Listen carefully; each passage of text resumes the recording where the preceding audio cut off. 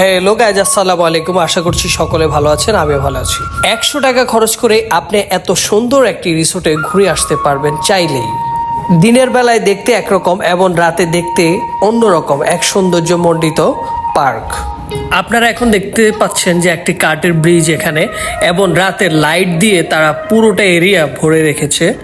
প্রতিটা কোনায় কোনায় রয়েছে খুব সুন্দর করে লাইট দিয়ে সাজানো গোছানো, এবং তাদের যে রাস্তাটা এটিও খুব সুন্দর করে কারুকাজ করা।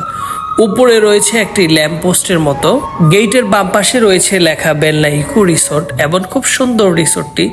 চাইলে আপনি ঘুরে আসতে পারেন ফ্যামিলি সকলকে নিয়ে। এটি হচ্ছে দূর থেকে দেখার চিত্রটি, এবং কাছাকাছি গেলে অনেকগুলো প্রাণীর ছবিও দেওয়া থাকে।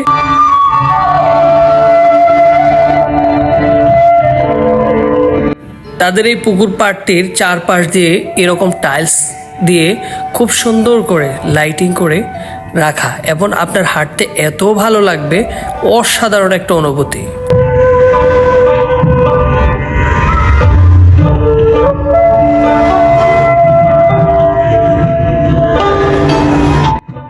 বেলনা ইকো রিসোর্টটি এর আগের বার যখন আমরা আসছিলাম তখন দিনের বেলা আসছিলাম, এবং দিনের কিছু ভিডিও আপনাদের সাথে শেয়ার করেছিলাম।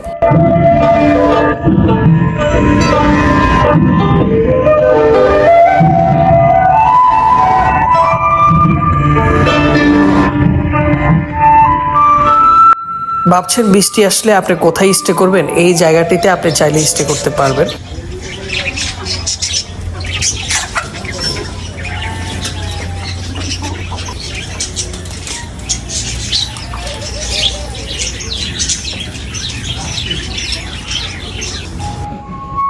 তাদের এখানে যখনই আসেন পাখির কলরবে, কবুতরের ডাকে আপনার মনটা আসলে ভরিয়ে দিবে। বেলনা ইকো রিসোর্টে কিভাবে আসবেন?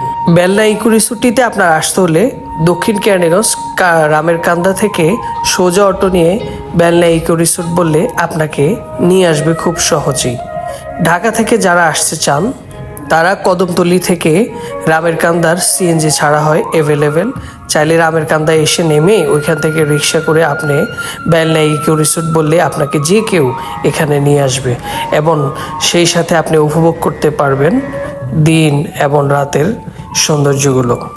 তো আজকে এই পর্যন্তই, দেখা হবে নতুন কোনো ভিডিওতে। সকলে ভালো থাকুন, সুস্থ থাকুন।